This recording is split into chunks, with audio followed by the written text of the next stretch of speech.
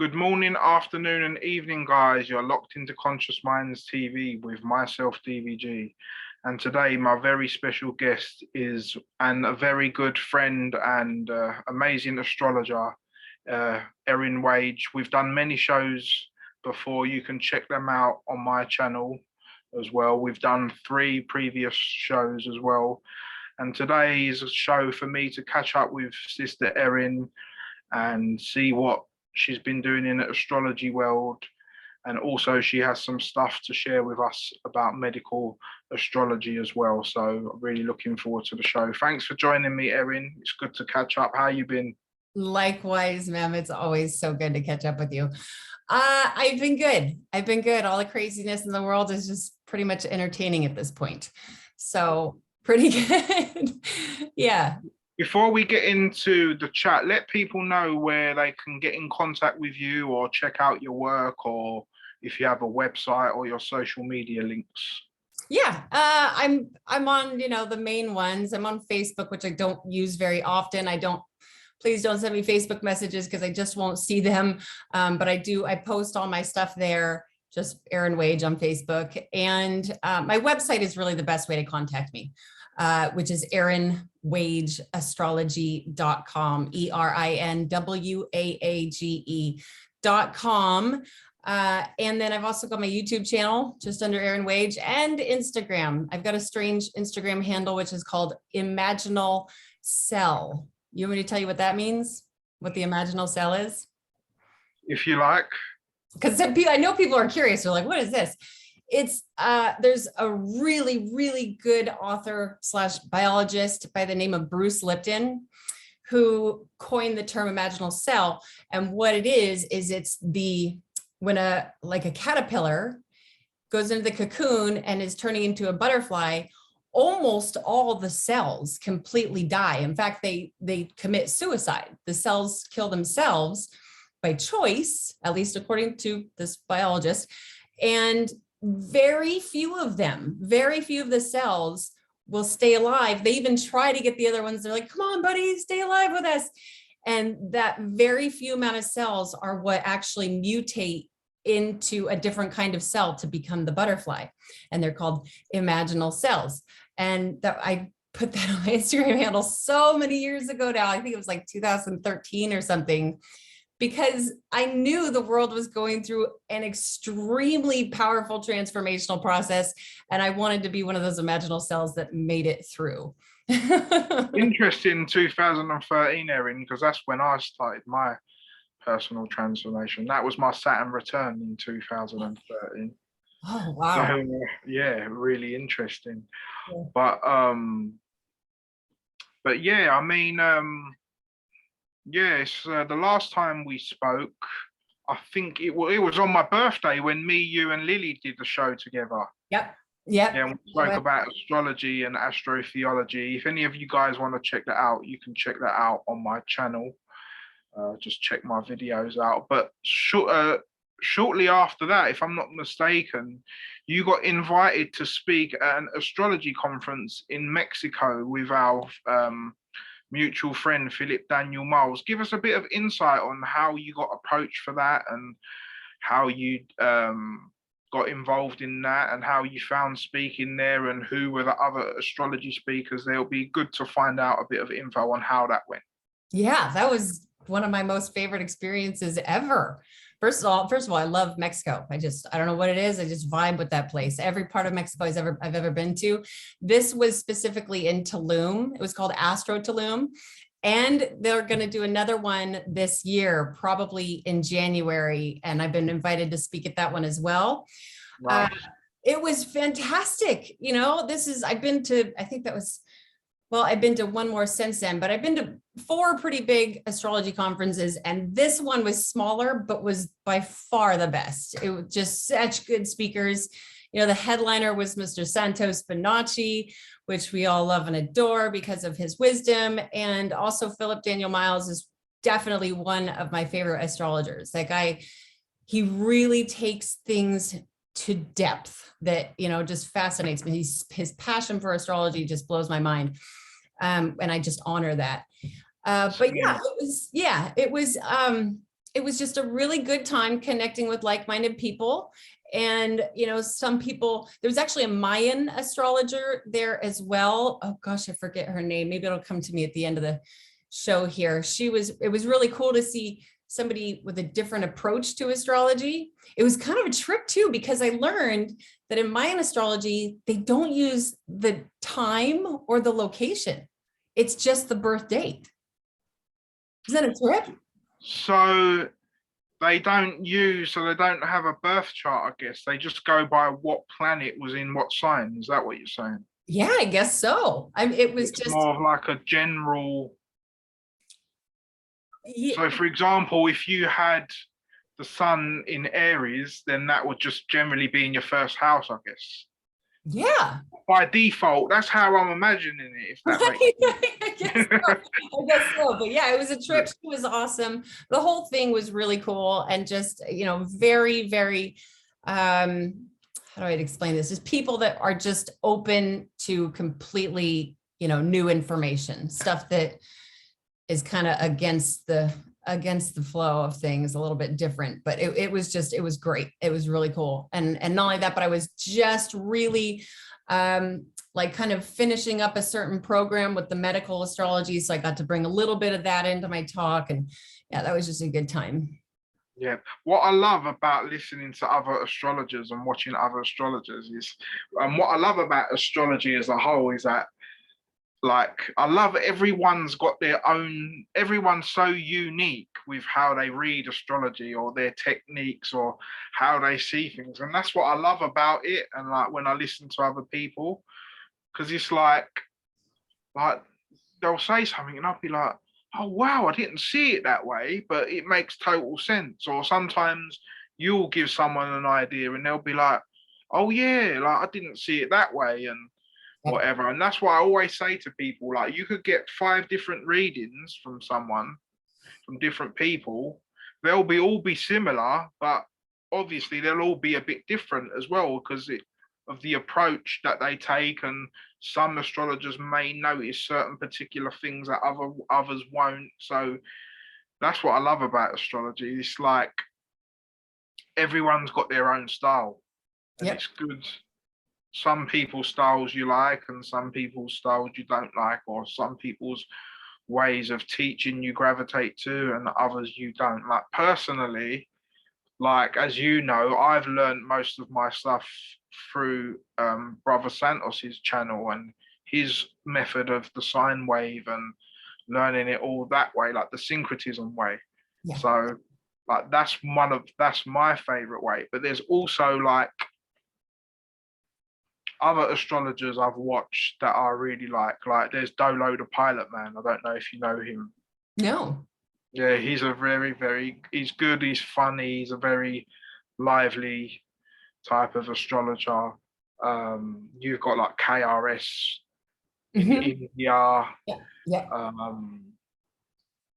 There was a woman I used to watch called Rabina Rastaban. She always used to do like the charts of like famous people.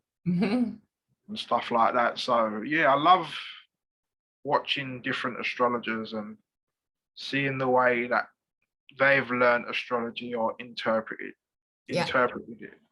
It's so true. I tell that to people all the time too, that you could literally go and get, 10 different readings all in one day, and they could all be just as accurate and be different pieces of information, because this is such a broad topic, it's so vast and there are so many different approaches. And, I got to do a little name drop here, Miss Judith Hill, my favorite teacher as far as medical astrology goes. And really the psychological process of astrology and breaking that all down. For whatever reason, it's her teachings. There's probably plenty of other teachers that are just as good as she is, although she's been doing it for, I don't even know, like well over 50 years or something like that. But it's her style of teaching that I just vibe with. And I'm like, this is my teacher, and Santos too. They're very different types of teachers. If I'm not mistaken, you and Judith are both Pisces, right? Is she a Pisces? Yeah, yeah. She isn't she? Yeah, because I remember when she did the show with Santos and her saying they were talking about their placements. I remember her. I know she is a Pisces sun, but I'm not sure about her moon. Do you know her moon? No, she is somebody who doesn't publish her. Right, fair enough. When I went to her, I went to this astrology conference up in Washington called NORWAC, just, I don't know, maybe a month and a half ago, and met with her in person for the first time. And, after talking for a couple of minutes, I said, yeah, I'm a fellow Pisces. And she's like, shh. And she said, where did you hear that? I'm like, from your lectures. and she realized, she's like, oh, my older lectures. I mean, you can't, but I mean, I'm somebody who's really good at kind of dissecting people and figuring out their rising sign. I usually could do really, really good at that. So I have my assumptions, but I won't share on June's chart. Okay, fair enough.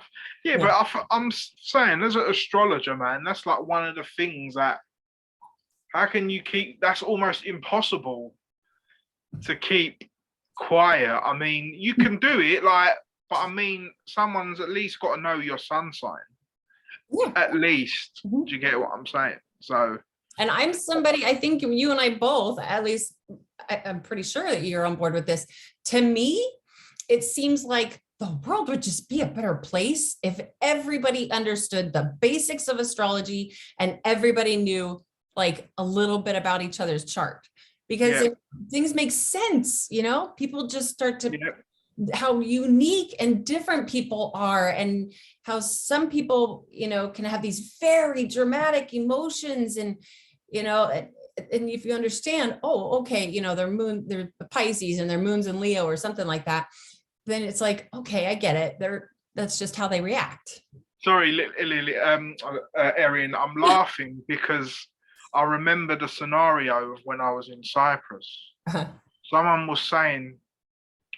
Someone was moaning about someone else and about, oh, why are they always so angry or like fiery when they talk? And I know this person is an Aries. They're talking about, and they're all sitting there wondering, and I'm just sitting back laughing in my head because I know why. Do you get what I mean? And it's just like, and also finding out a few of like my relatives' sun signs and that, and it was so funny because it just made even more sense. Yeah, totally. For example, I have an uncle in Cyprus who he's like a TV presenter, and he goes around and does like TV programs about like old historical stuff, and he goes to different villages and he plays the flute at weddings. He's a very known man in Cyprus.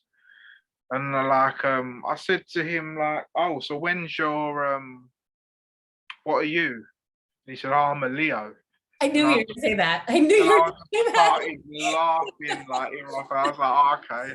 Whatever. Like, it was just like, I weren't letting off too much that I was into it, but I was still like asking like, little questions and that. But it's just like you said, Erin, once you know, it's just, I actually sit here sometimes and laugh because of like knowing why someone's acted a particular way, or I notice full moons. I always notice on full moons, like people start acting all like edgy, and like, I'm just thinking, oh, only if you guys knew. Yep. Like, but it's crazy because I know that with me, like, it affects me on certain like placements of my like transit. So like, for example, the most affected ones that I feel like that affect me are when there's transits in Cancer, which is my 12th house, my first house, Leo, and my 11th house, whenever the moon's in Taurus. Oh my God, I really feel that energy. Yeah. Like they are the three that I would say that I generally feel like, and I think, oh, I bet it's the moon's here or that or whatever, and it's always right. So they're kind of, I don't know. Yeah, they're the ones that I've noticed anyway, like personally, which those particular transits that affect me, both good and bad. And totally. For me, it's when the moon transits through Sagittarius, especially if it's like waxing and getting full. But I'm a Sagittarius rising, so it's going through my first house, and that Sagittarius energy and Gemini too are just, they're very like, but I have another funny story for you about that.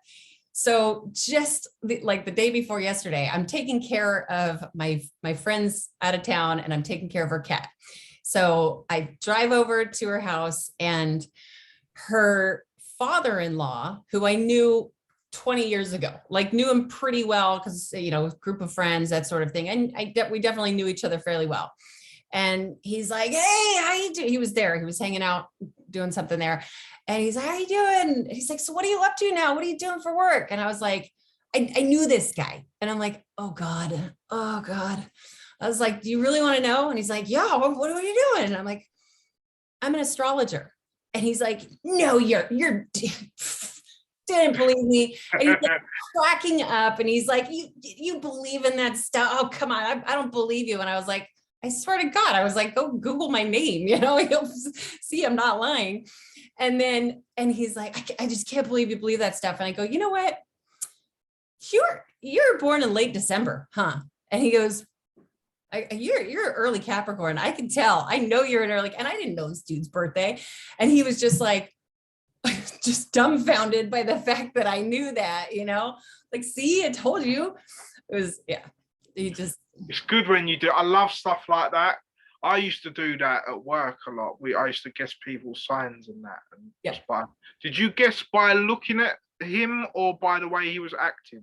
But I knew him, like I said, I basically, like, they would have Thanksgiving dinner at their house, and we'd go over there, and I'd see this guy, like, maybe once or twice a year. Like you said, he's like a friend of a friend's dad. It's not like I know him really well, but he was always, kind of part of the gang. That sort of thing. So I knew him then. I also knew that he had his own business that was pretty successful, and just very.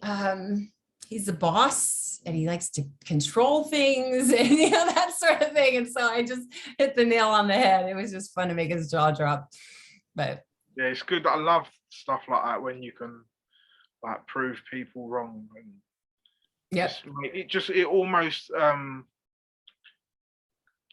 it's like an ego check for them, if that makes sense.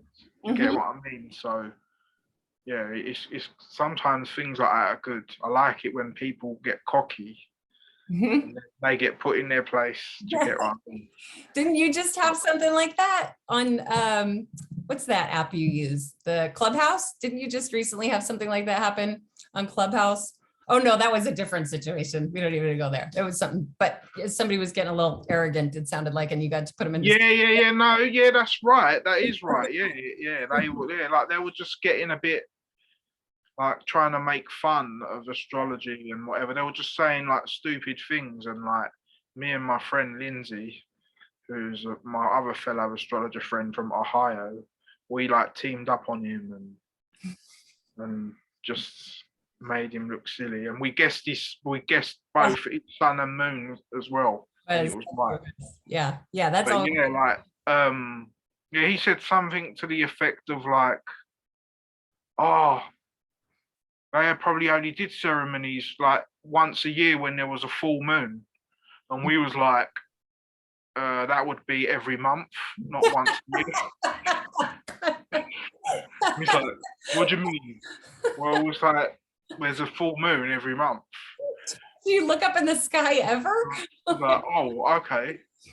It's just like, like, just that's what I'm saying. Like, if you're going to talk, or if you're going to, like, criticize someone, like, with me, if it's a subject I don't know about, I will not say a word.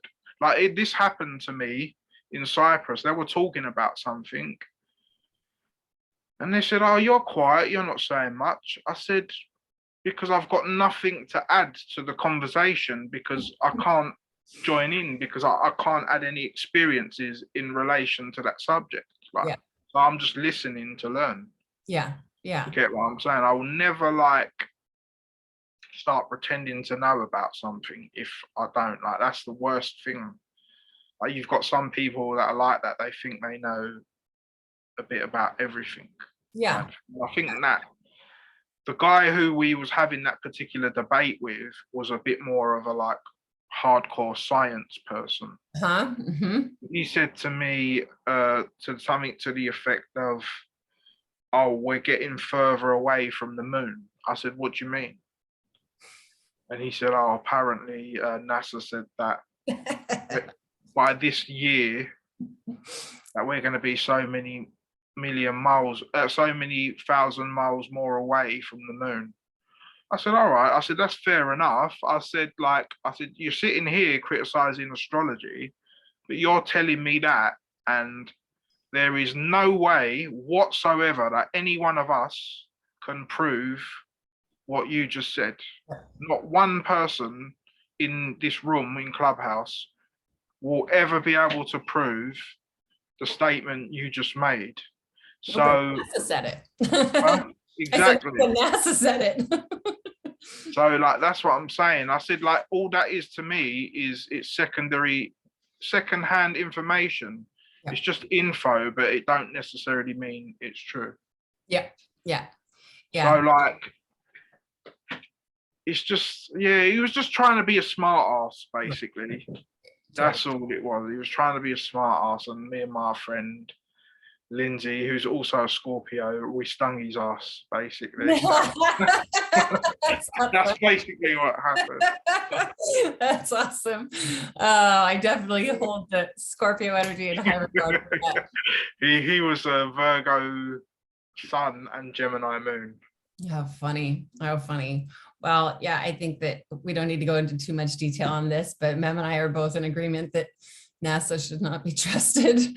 Yeah. I mean, like, what I'm saying is, this is what winds me up about people, is just that, like, they'll rubbish your information, and at least our information is like, we're going by what we can actually see in the sky physically. It's not like we're just making it all up. Everything that we talk about can be visually seen, like, in the sky, and we're actually doing it the right way, because we're talking about the astrology from our own personal perspective from Earth. Mm-hmm, mm-hmm, exactly. Get what I'm saying? This is how we see it. Like, yep. So we're only doing is first-hand information, because we've like, because I was saying to that person, we started talking about the globe and different theories. I'm saying, look, I don't know what shape the Earth is, but I said, the one thing I know for 100% fact that oh, my phone's ringing. 1 second. Go ahead. All right. Sorry, Erin. Hi everyone. Sorry about that brief interruption. Yeah, as I was saying, I was saying to the person is that whatever the shape of the Earth is, regardless, what I know I can see with my own two eyes is that the sun rises in the east and sets in the west. That's all I can verify from anything else I was saying to the person is secondhand information. Yeah. Because even if someone has been up to space and seen it, and they've seen it, I haven't. Right. So like, it's I just have to either take their word for it or not take their word for it. It's just like a 50-50 thing. But what we do in astrology with the chart is that the chart shows you it works on how we see the sunrise and the sunset. So it is based on reality, whereas a lot of like the science stuff is hard for us to prove. We just have to take the word of NASA. Yep, exactly. And I just personally I really have a hard time believing a lot of the things that NASA says. And I mean, really, it's just kind of a joke. I mean, the main thing that it all comes back to with NASA for me is this whole thing about, oh, what does that guy say? We destroyed the technology to go to the moon, and it's a painful process to build it back up. I mean, come on, man. Come on. It's just silly. But that's a whole nother yeah show. yeah I mean, look, it is a whole nother story, but at the same time it's still connected to our subject of astrology and the cosmos. And so like what I'm saying is, by us talking about this, it is still relevant. Like, do you get what I mean? So Yeah. I remember, like, also, just to say this one last thing and then we'll move on to the medical astrology stuff. Yeah, because I remember did like an article when like the lockdown first started about adding a fucus as a sign, and then all the signs will like be moved a month later and whatever. But like, even that wouldn't make, I think that would correspond more with the Indian astrology, like the astronomical astrology, because the thing is, in that system they move Libra to like start in Scorpio, but that wouldn't make no sense, because then it wouldn't be equal sun, equal day and night, if the sun weren't at the equator. Right, exactly. So but like, also that they're basing their system off where, versus Western astrology, we're using the seasons. We're using yeah, the exactly. seasons, not the constellations. And yes, they are correlated, but it's just different. I've had a few people, make comments towards, some of my stuff online that are, oh, you're using the wrong system. Western astrology has been proved wrong because, things have changed. And I've tried to get the point across to them. We're not using that system. We're using something else, but I just, sometimes I'm like, it's not worth it trying to explain it. Yeah. What people don't realize is that, well, yeah, like you said, we're not going by the constellations. We're going by what part of the sine wave that the sun is at that particular time of year creates that energy. So from spring equinox, the first 30 degrees after that will always be Aries. Whether the sun is physically in Aries or not. Exactly. It's just that part is Aries, and then the next, and then from 30 degrees to 60 degrees is Taurus, and then from 60 to 90 is always Gemini, and so on. So that's how the tropical system works. Whereas the other system, like the sidereal system, goes by like precession, and then the different signs at the different every 2,000 years and whatever. But like I've always said, they're both right. It's just two different systems of reading time at the end of the day. It's just like, yeah, and I think as astrologers or people, I don't know, obviously people will always gravitate to their own style. Like, I prefer tropical because that's the style that I've learnt with and I've learnt from. But like, maybe people who started on Vedic think, oh, tropical's weird, for example. Totally. Judith is very, she doesn't really like the term Vedic astrology. She calls it Jyotish astrology. Yeah, Jyotish, yeah. And which makes sense to me. I don't think I'd be able to like reiterate what she said and be able to get it. Jyotish means light, the science of, it's similar, isn't it? Is that what it means? It's the science of light, which, astrologos, right? Exactly. But, it really is both, but personally, I've looked through everyone's charts that are close to me using the sidereal system, and of course my own, and it just doesn't resonate like the tropical zodiac does for me. It just doesn't. And I definitely, like, we've had this conversation so many times, you and I, about how, there's maybe the sidereal systems, maybe a little bit more of our inner world or the spiritual world. That's how I feel anyway. Which makes sense to me. That does make sense to me. But I mean, people that are like Santos, because a lot of people know him, he's a perfect example. That dude's not a Pisces. You know what I mean? So, but I mean, I also, but I also see, I know he's got some Pisces placements, and he's, openly spoke about this. It's not like I'm just sharing his information, but which I see those, I see his Pisces moon.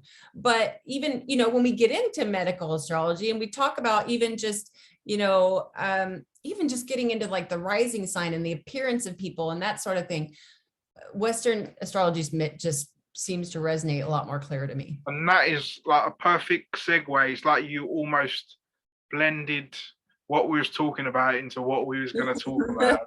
A good, a good transformation thing. But yeah, so like you said,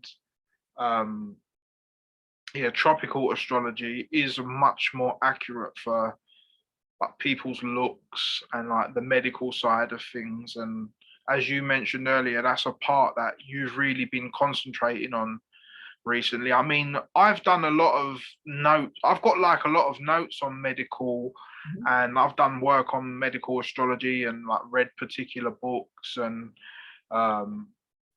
before I actually stopped my last video on the Syncretism Society, I was doing about the cell sorts. And was just about to do a video on different foods that you can eat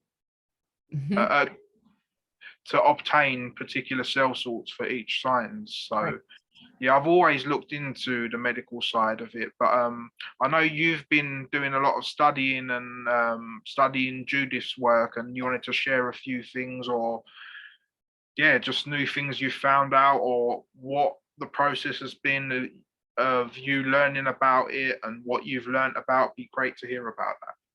Well, I mean, it really kind of also, I mean, astrology just in and of itself, really my favorite thing about astrology is helping people understand themselves, and helping them make sense of, traumas in their life and karma, and, how they psychologically process things, and, all of that. That's definitely my favorite. That's what helped me, through my own extremely traumatic healing process, many years ago, being able to understand astrologically, what was going on in my life, what happened to me here.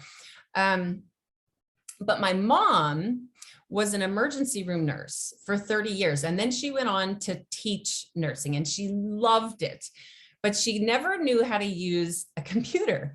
So I would actually make up her exams for her when she was, teaching the nursing stuff. And that kind of just always intrigued me a little bit, just medical stuff. However, I have a lot of real issues and concerns with the typical Western medicine that we are using, I think it's really kind of absurd.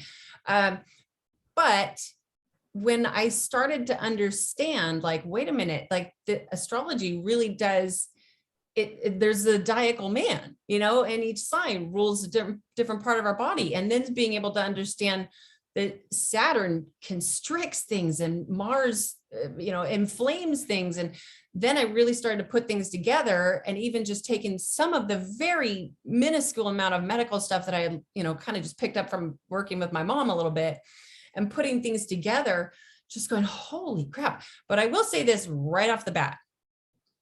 It's scary. It's really, really trying to, and I always give off a disclaimer, saying I am not a licensed practitioner. I'm not a doctor, and I would never try and deter somebody from going to a doctor. But the medical astrology kind of in, with that to help, when a doctor's like, I can't figure out what's wrong, I can't figure what's going on with this person, a medical astrologer can, you know, go in and say, oh, it's starting in the calves, it's starting in the ankles. There's something Aquarius here. There's probably something electrical going on that's connecting with the heart and that sort of thing. It's more than anything just absolutely fascinating to me, but it's also scary, especially when somebody asks me for a surgery date. I start getting like, oh my God. But I think it's extremely beneficial for people to just know the basics of this stuff. I mean, Yeah. just going back into Ptolemy's work, you know, he really started to understand this stuff on a much deeper level than I'm at, but it's so incredibly beneficial to be able, especially even just you're using it for yourself, to understand when to cleanse the body versus when to give the body nutrients, and, you know, when your kidneys might be a little more sensitive and certain things that you might have been born with, you know, that sort of thing. That's what really intrigued me. And I still am continuing with it. I started Judith. If anybody's interested in medical astrology, I highly, highly recommend. It's judithhillastrology.com. She has an online academy. She breaks it down. Even if you've never been, you know, maybe you just understand like the basics of astrology, her program is designed for people who are not already astrologers. So she really did a good job there. And what was I going to say about that next? She even has a book. This is the only book I don't have from her, but it's medical astrology for practitioners or something like that, for, you know, naturopaths or even, you know, surgeons, whatever kind of doctor you are, to be able to read this book and just understand like, oh, maybe we shouldn't be doing heart surgery when we're having a full moon in Leo, you know, that sort of thing. Yeah. Was it, I can't remember who it was, but I've heard Santos quote this many times about a ancient Greek philosopher who said that if a doctor is not an astrologer, he can't be called a doctor. Oh, it's Hippocrates. Yeah.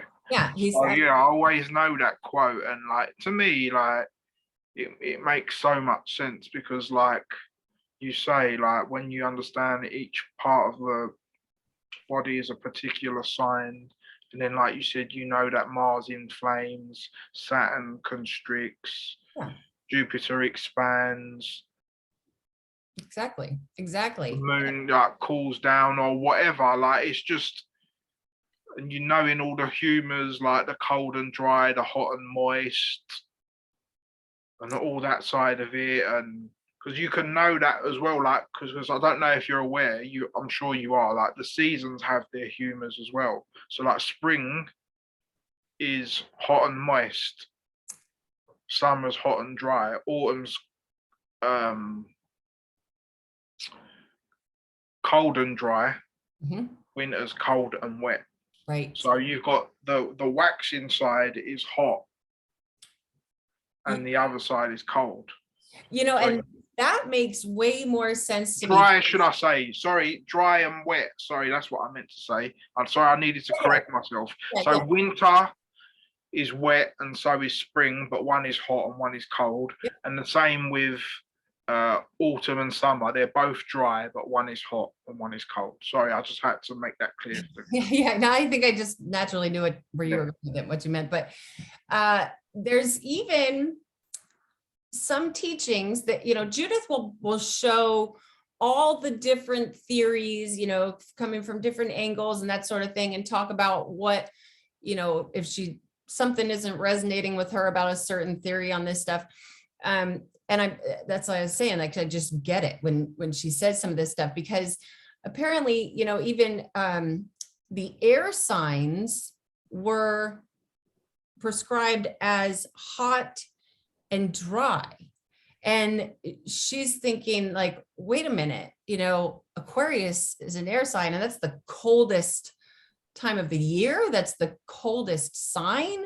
And, you know, even it just makes sense to me using the seasons rather than the signs. I usually as humors. Yep, I know what you're saying. Yep, for sure. Because like you say, there's an air sign in spring, there's an air sign in this, in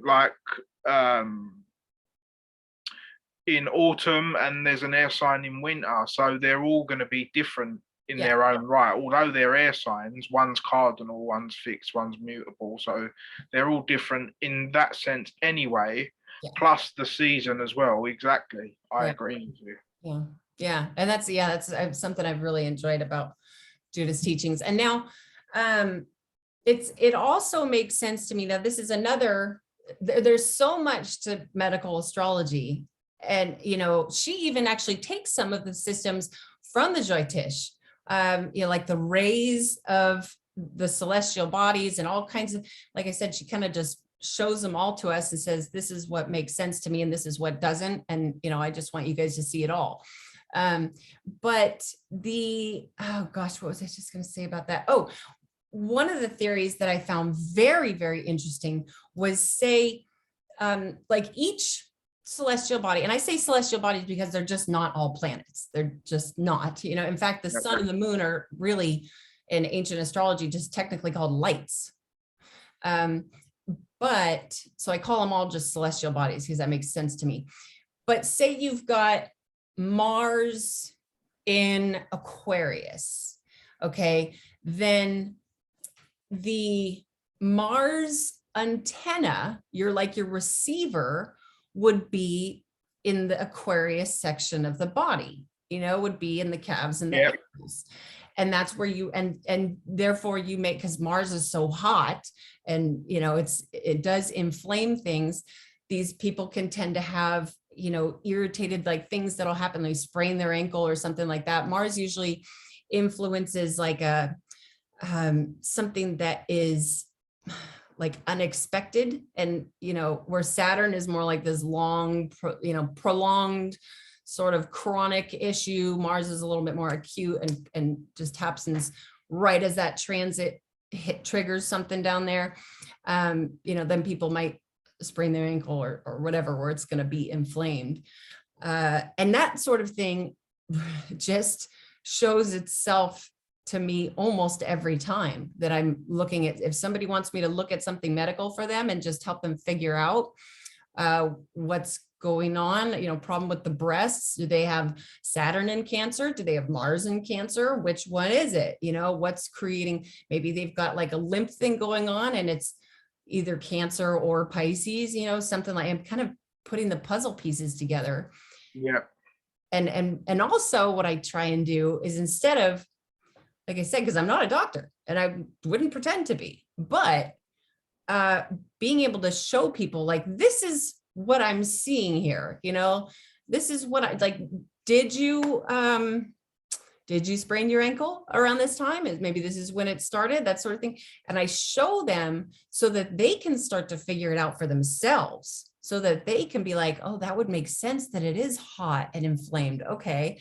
Or the opposite. Oh, it does seem like it's cold and maybe I need some sort of a heating protocol. Maybe I need to be using, hot compresses on the injury rather than ice, that sort of thing.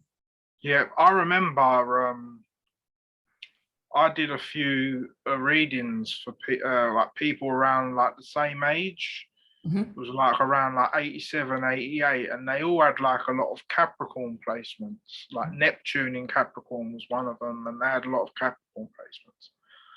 And I just said, look, this is exactly what I said to the person. I said, look, I'm not claiming to be a doctor or anything, but can I ask, like, do you suffer like with problems of like your knee? And they're like, yeah, how do you know? I'll just be like, because basically, and then I'll explain to them, because as well as like the signs all meaning a certain thing, I say they're all a certain part of the body. So Capricorn is the kneecaps and the skeletal system. So by you having all those planets in there shows me that there's a lot of energy in that area of your body. Exactly. So like I do stuff like that in readings and like try to tell people, but I don't start telling them what to do and like go and take this or go and take that. Although like that's a part of astrology that I love studying. Like there's a guy, what's his name? He does like really good videos. It's got on planetary herbs, how he associates particular herbs Hmm. with different planets. I've been following Matthew Woods, but Is that the guy?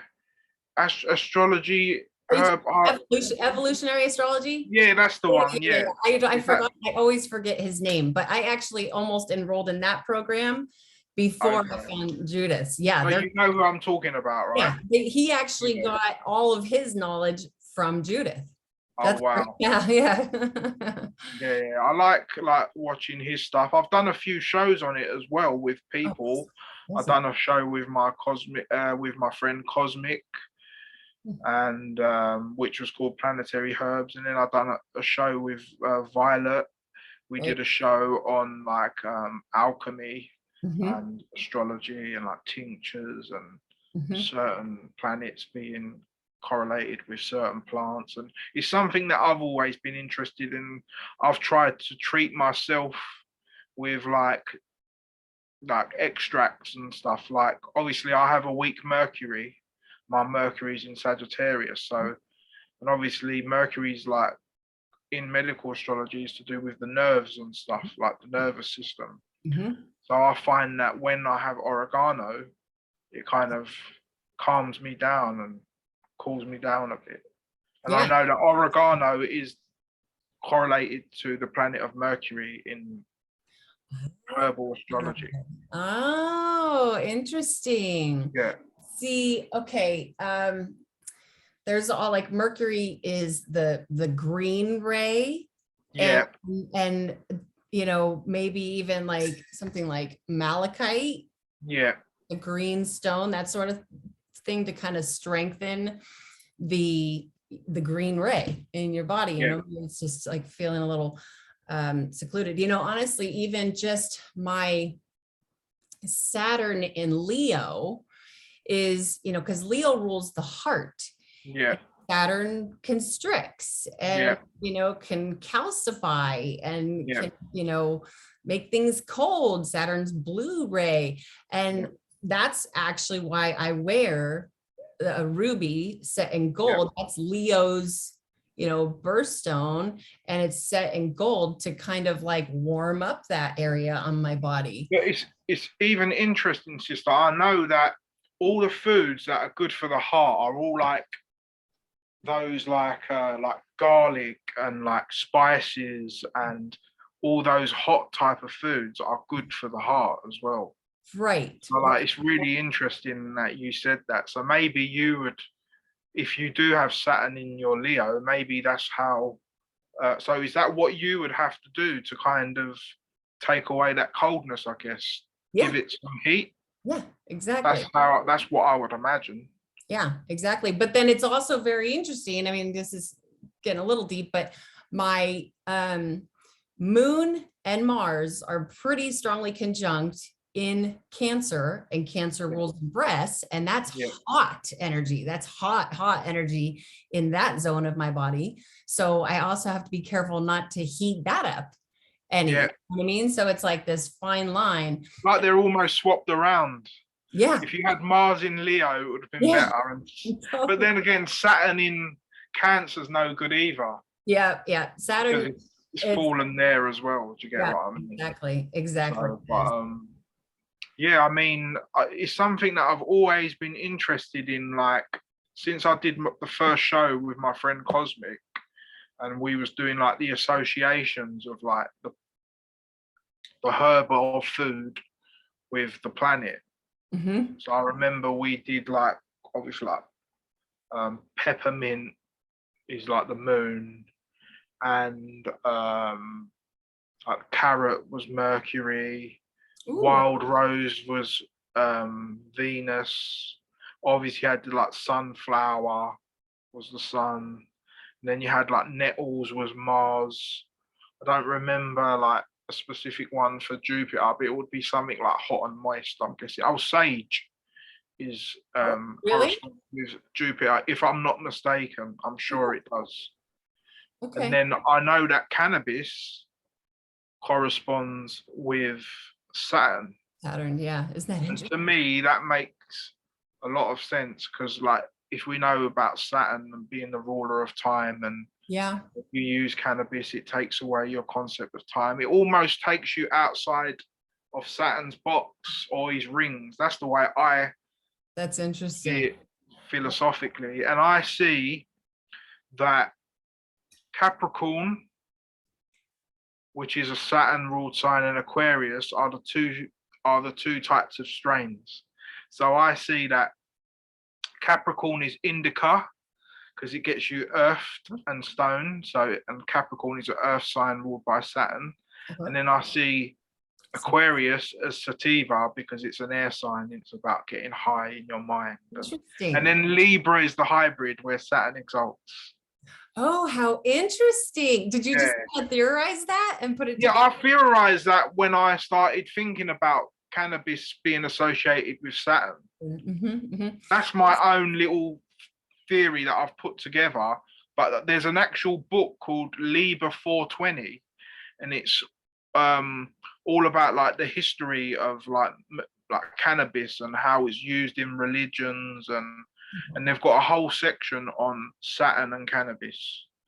Wow. Well, you know, I also trip out on that because I would naturally assume, especially as if I was like a rookie to all this stuff, that cannabis would be Neptunian, you know? Yeah, as well. And it's just like sort of that foggy energy. Yeah, no, that makes sense. But I would say, very Neptunian. Like I totally get that. But I guess that kind of that side of it connects with the Aquarius side. That's true. But then also, like Neptune, Uranus, and Pluto are not part of like the original seven. Yeah, so exactly. Yeah. To do exactly. So maybe you're right. So like for example, so in that section, it would probably correspond more with like Uranus and Neptune. Yeah. Like in the ones that we can't see, if that makes sense. Yeah, totally. But like I mean I've always been into like the associations and like the foods and the planets and which energies they like correspond with and stuff like that, because it's weird, like because I like people say stuff to me and then like someone was saying, oh, I'll get like, oh, I've always got a stomachache. I said, I bet you got Mars in Virgo. I remember I'd done this to my cousin and he checked his chart and he did. That's the best. Like, how do you know? I said, no, I just knew. That's the best. Totally. You know, another one, a medical placement that I see, this is one that I hit it every single time. Saturn in Pisces, people with feet problems. Now, that does not mean that just because you have Saturn in Pisces, you're definitely have feet problems. Pisces rules the feet and Saturn can create chronic problems.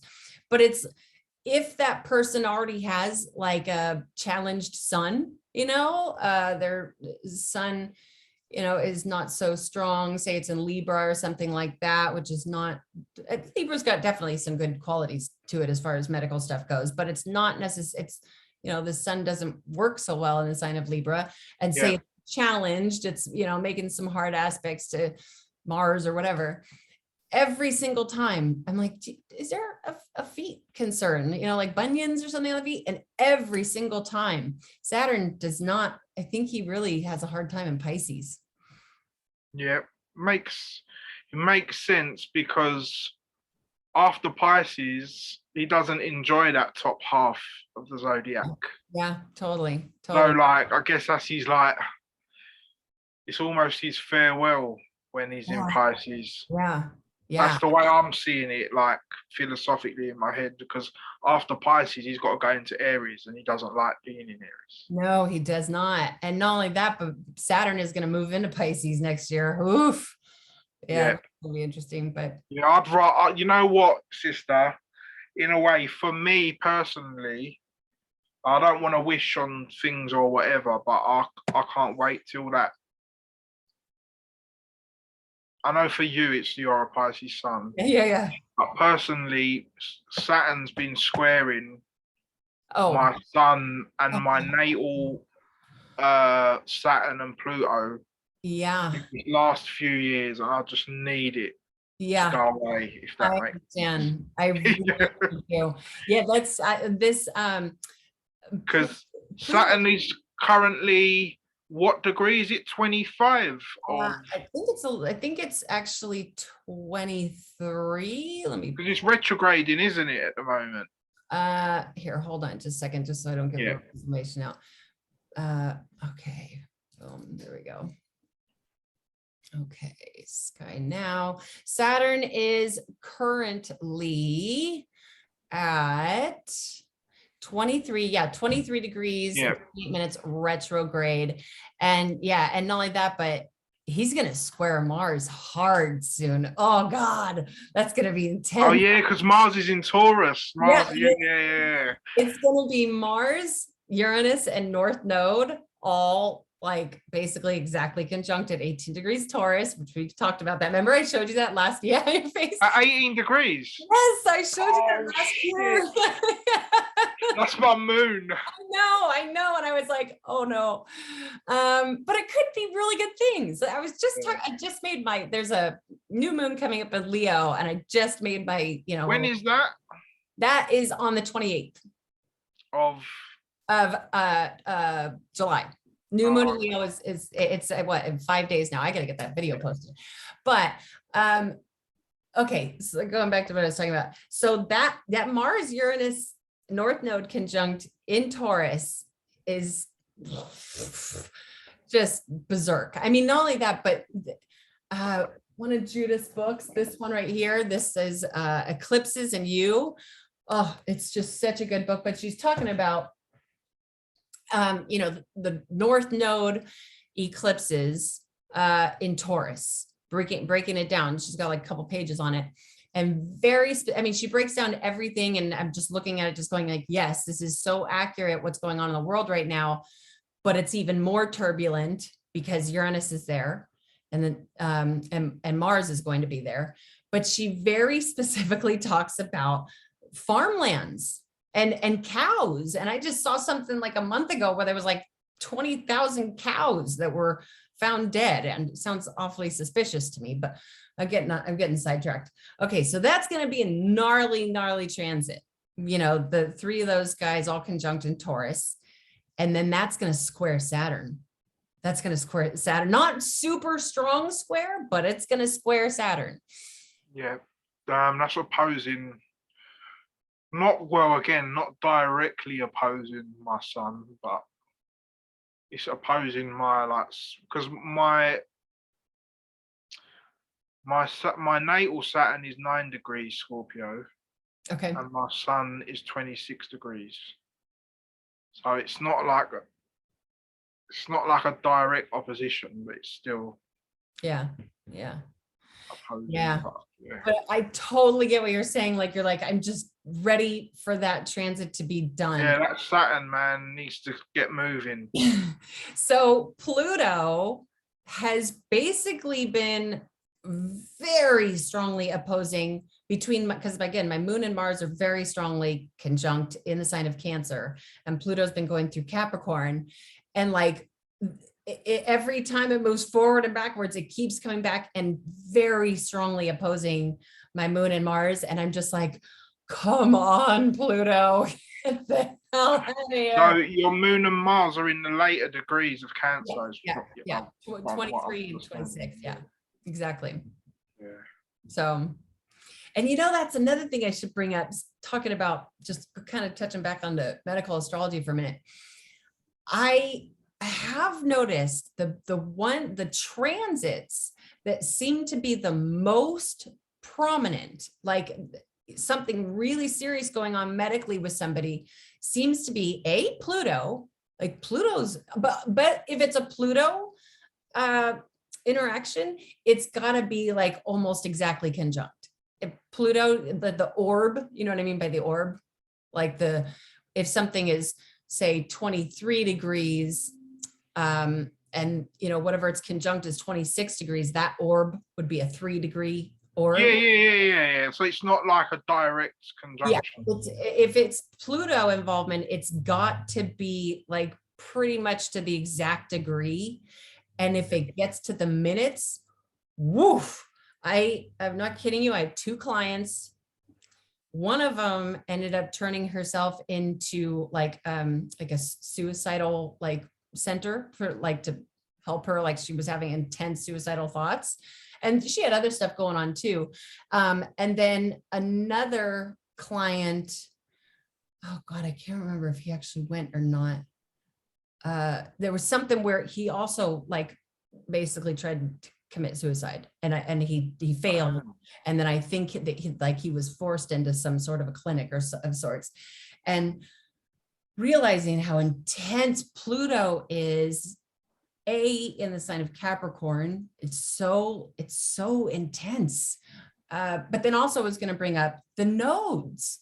The nodes aren't really, I feel like they're not talked about enough. And the North Node, where energy's coming in, that can just like pour whatever, the energy of the sign that's going through, pour that into that part of your body, and so just thinking about that, we should talk with this Uranus. At least it's in the sign of Taurus, though. Thinking about your moon in Taurus, at least moon in Taurus is like good. It's stable. Yeah, it is a good place. Yeah. You know what you just said, like about North Node being in Taurus and it's what's pouring in. Yeah. Makes sense, because I feel like I haven't recently, I can't stop eating. Oh, wow. When you just said it just made so much sense to me. Oh, wow. I didn't even realize, yeah. And it was in Gemini recently. Was it not in Gemini like not long ago? How long has it been in Taurus for? It's January. Since January. And then, it was in Gemini. Yeah, I don't know, man. But that's like, I don't know actually, because that's only been like for the last, I noticed, like I said, like Taurus moons, man. It's just like, I don't know what happens to me. And then I look at my phone and I think, oh yeah, I wonder why. Yeah. But it's just like, it's like it happens to me every month, but then I forget why it happens. Wow. And then like I check my phone. Yeah. And then, but like I said, out of all the transits, the one I want, just that Saturn. Yeah. To get out. Because it's crazy, because it's in my 8th house as well, I think. Oh, wow. Which makes sense as well. Right. About all the inheritance stuff. And oh my gosh, totally. Totally. Wow. Oh my God. It's too freaky. And it's squaring, some of the stuff that's in my 4th and 5th. Oh, totally. Yeah. Oh my gosh, that is literally like basically exactly. I mean, obviously it was different signs and obviously just different situation, different people. But when I lost my mom, it was an 8th house transit through the sign of Cancer. My moon's in Cancer, and that it was oh gosh, it was the North Node. No, what was it? I think it was the North Node in Cancer, if I'm remembering this properly. Yeah, it's like today's a Gemini moon, isn't it? Yeah, because when my mum died, it was a new moon in Gemini. Yeah, yes, and mine was in Cancer, and my moon is in Cancer, but it's anyway, and it was in the 8th house. And that 8th house, like just yesterday when the sun moved out of my 8th house, because Cancer's I'm mostly, as you know, I've been mostly using a whole sign house system. I still do Placidus for doing a natal chart analysis, but transits, I'm almost, I'd say like 80% focused on whole sign, but I always go back and look at the Placidus always. But that sun just yesterday, like finally when I moved out of my 8th house, I was like, woohoo! I was so excited. I was just at that 8th. The same with me. It's moved out of my 12th house into my first. Yep. So yeah, for sure. I mean, it's funny. Like, so I'm just thinking. I imagine like someone random just watching what we're talking about. They'll think like what I'm saying. Like our language that we're talking right now, it's crazy how it is literally a language that Yeah. you just got to know what we're talking about. Yeah. It all makes sense. But like that's what people don't seem to understand about astrology. It's just like you can never disprove something if you haven't studied it for long enough. Like, do you get what I mean? It's like, and when with things like that, when people start studying it, it's usually that they'll see that how they were wrong. Yeah. Like with stuff. Totally. Yeah. I was just actually thinking of that too. I was like, if people don't know astrology at all, or maybe just don't know to the level that you and I do, and like you and I are having this conversation, people are like, we're like cracking up, it's just, honestly, astrology to me, it's really kind of the only thing that does make sense. Yeah. If I didn't know astrology and was looking around at what's going on in the world, and not only just right now, I mean, and not only just like, 2020, obviously that was a total abomination, but even just growing up as a child and thinking back into my high school years, like I'm full on Piscean. I've got Neptune very close to my ascendant, and I'm a Pisces. Paying attention in school to me was nearly impossible. But just my whole life, I always was like, I just feel like I don't even belong here. Like, what? I feel like I would like, this was an accident. But now understanding my natal chart, then I'm like, well, of course I don't feel like I belong here. Like, it just, that makes sense to me. I don't, I am. But then being able to apply what's going on in the world now, 100 years ago, 1,000 years, and applying astrology to it and going, oh, okay, it does make sense. Like, this is supposed to be happening. This is all. Yeah, exactly. That's the way I see it with things now. Like, I don't think, oh, why did that happen? Or you just kind of got to take it and just roll with it and just understand that this is all a part of our journey. Yeah. Yeah.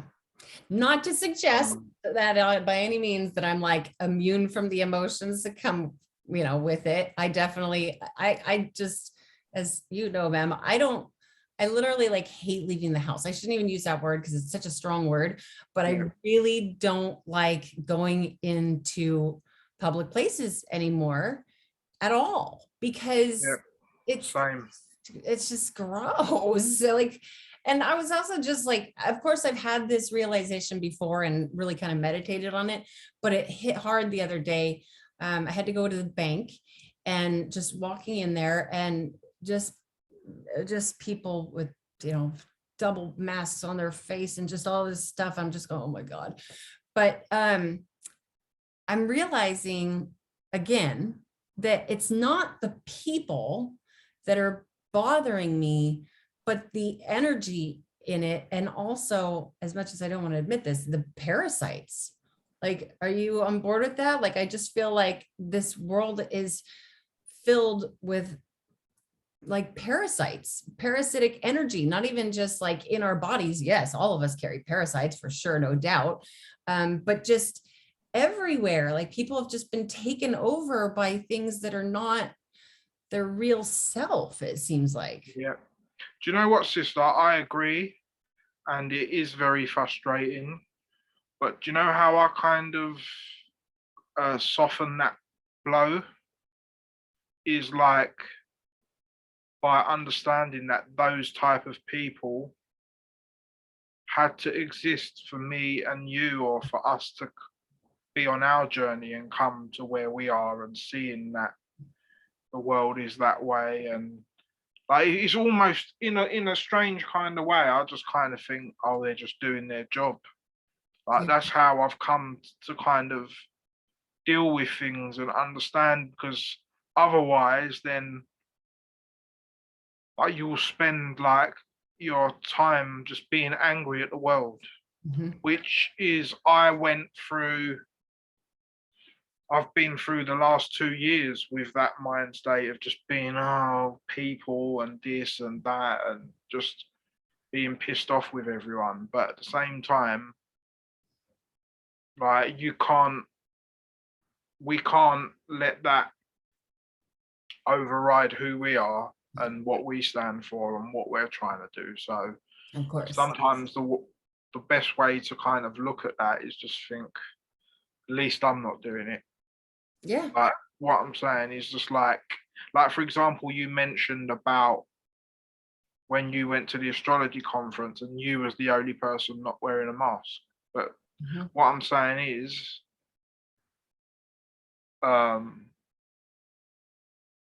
yeah, just that's their, I guess that's their karma, their whatever in life, and as long as they didn't try to make you wear one, then it's all good. But but on the flip side, I understand how frustrating it is, because it's just like because ultimately why we get annoyed with other people is because we put ourselves in their position.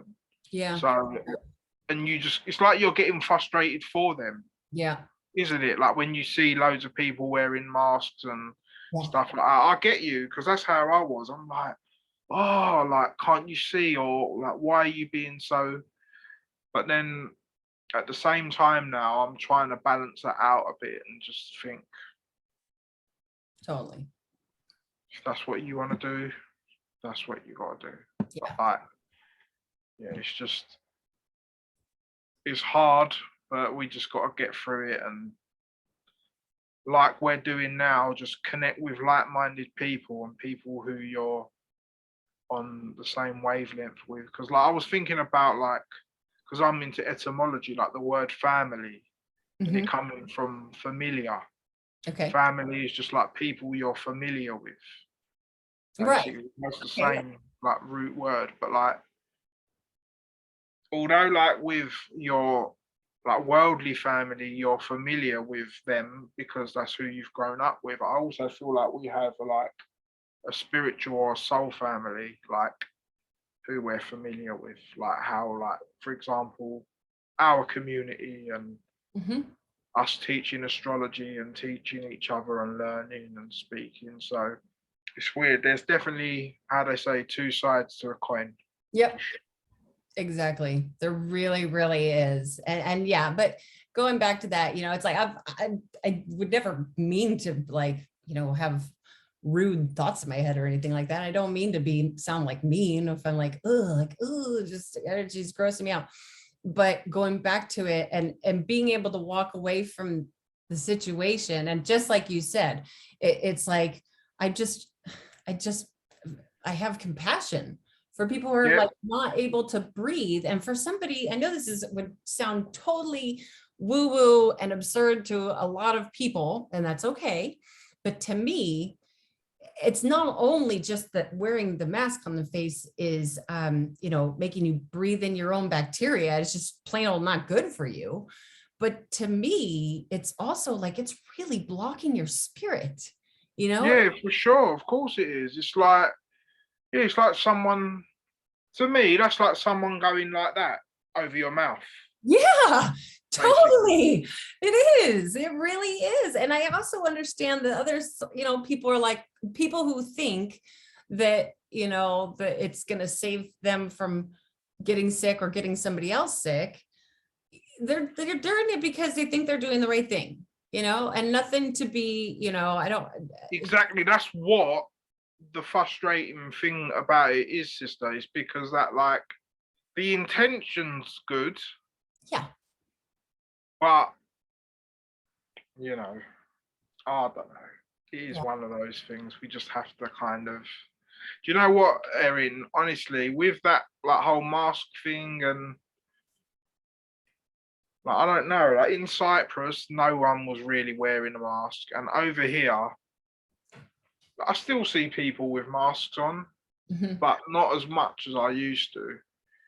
But like, I don't know, with me, I've almost kind of because of what happened to me, and like with my mum passing and stuff, like all that stuff kind of just, it's like I've almost forgot about it, if that makes sense. And Yeah. like, yeah, it didn't even cross my mind. Like the only time it came into play is when I had to go to Cyprus for my mum's funeral, and I had to have a PCR test.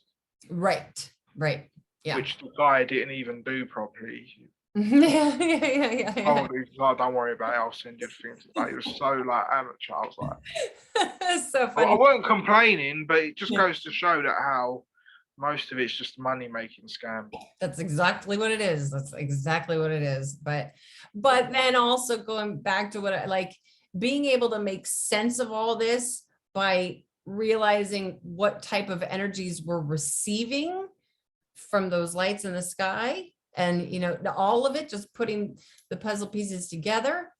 It's like, oh, we're like, this has to happen. It's Yeah, exactly. it's but man, it is what it is. It is what it is. And I do think, I don't think the turbulence is over.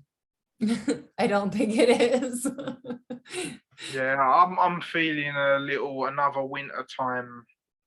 Something coming. Let's see what letter they're gonna pick from the Greek alphabet this time. Sigma, I don't know. Omega, have they done Omega? I don't know. Yeah, I'm I don't not know either. far on that stuff as you are, but yeah, I'm sure there's something coming to the surface here. Even just like the inflation, gas prices, like people, it's so bad. Like the gas prices here. That's one thing, Erin, in Cyprus, that a lot of people, even over there, in like a small country like that, all they were doing was moaning about how expensive life has become, and it's literally like affected the whole earth. Yeah, it has. But that North Node going through Taurus, which rules money, and then also I think Pluto finishing up in Capricorn is playing a big role in it.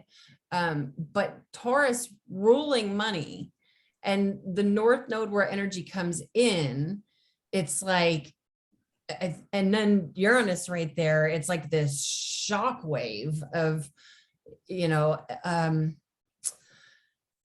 just all finances, banking, everything like that, and agriculture, the cows, everything. Have you heard anything about that? Like, I don't know if you've really, at least over here, especially where I live, because I live in California, and there's a lot of agriculture. There's a lot of farms, even just driving from, I live basically in the middle of California, like basically where South California meets North California is where I live. And if you drive really kind of north or south, either direction in California, you're going to pass on the main highway. You're going to pass so many dairy farms, so many, artichokes, everything, corn, all of it. And there's been all these whoops, all of a sudden that farm burned down. Oops, all of a sudden all these cows were found dead. Oops. And I mean, to me, I'm like, this isn't coincidence, something very suspicious going on here. But then again, tying it into astrological forces and making sense of it, I'm like, oh yeah, okay, that has to. Yeah, that's the thing is as well, like the system is using it against us. Yeah. Whereas what we're doing with astrology is trying to help you use it for your good. Exactly. And like that's like another thing that people have to realize with anything in life, whether it's food, religion, astrology, whatever you're doing, it's always the intention of the person. Everything is a tool. Yeah. It just depends on what the person's using it for. And we can definitely tell you that our mission of sharing astrology is to help people understand themselves and their surroundings better, to give them a more comfortable life and just to learn about nature and how the world works. We're not doing it to look cool or to try and rob people of money or to do bad spells. We're using it purely for white magic. Exactly. Exactly. I mean, like I said, it just changed my life so significantly once I understood just my own natal chart, even just the basics, even if just understanding, Pisces sun, Sag rising, Cancer moon. Of course, I always was like, yeah, I definitely fit the bill for a Pisces. I definitely, everything I'd read about it, I was like, yeah, I'm definitely a Pisces. That makes sense. But then learned about Sagittarius rising and I was like, oh my gosh. And then learned about Cancer moon and I was like, oh my gosh. And then of course I had to know everything else. I was like, I'm infatuated with this study, but it helped me so much that of course, just by nature, I want to show other people like, look how much this can help you, and I don't really like making predictions. Same. Sort of sometimes, like if somebody really wants, to I'm just very kind of vague about it, but it's more like to help them understand, like, this is why this is going on right now. And, you might be able to help balance out your own emotions if we take this and blend it with that and find a happy medium, that sort of thing. That's where I love to work with. Yeah, well. Same. Yeah. But on that note, sister, just before we go, one last time, let the people know where they can check out your stuff online. I'm going to leave all the info in the description anyway. Okay. But just say one more time your website and your Instagram, and also if you have you got any events coming up or any things you're doing? I do, but this is mostly just for local people. I'm going to be doing a psychic fair, which I would never be like, I want to. It's just the psychic fair sounds funny to me. When is that? I think it is September 6th. This is in Mountain View, California. It's called a psychic fair. If you want to meet me in person, the company who I'm affiliated with, a bookshop, basically, wonderful bookshop in Mountain View, California, is called East West Books. They're putting on this large event and they're all excited about it because they used to throw them many years, not many, but they used to throw big ones. And this was for a long time that they've been putting these big fairs on out, like on the streets of where the shop is. And that, like, technically, like, or literally called the psychic fairs, where they'd have tarot readers and astrologers and, all kinds of people like that. And this is the first time they've been able to do it since 2020, so they're really excited about it. So if anybody wants, if you're in the area, the Bay Area at all, and you want to come meet me in person, I will be doing that psychic fair in Mountain View, California, put on by East West Books. I'm also going to be giving a presentation through East West Books. I just would recommend going to eastwestbooks.org, and you can see all the presentations I give for them. But the best way to reach out to me, really just to schedule reading, is to go to my website, erinwaageastrology.com. That's ERINWAAGE. And, you can also send me an email at erinwaageastrology@gmail.com. Instagram, that's probably where I'm most active, that and YouTube. And again, if any of these platforms, just type in Erin Waage and you'll find me there. Yeah. Cool. All right then, sister, thanks a lot for your time. Really appreciated us catching up, and I'm sure we're going to be doing many more shows as time goes on.